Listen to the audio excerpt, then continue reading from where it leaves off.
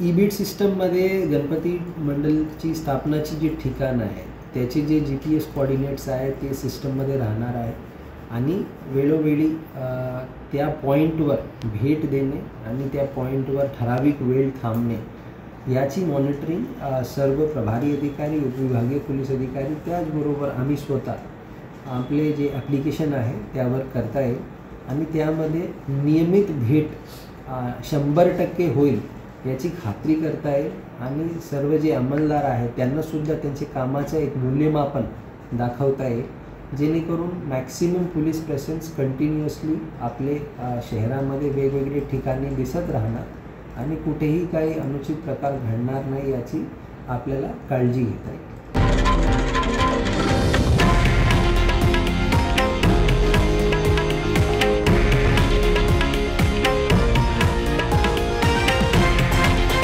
हे आहे देशातील नंबर 1 न्यूज नेटवर्क आणि आपण पाहत आहात TV9 मराठी,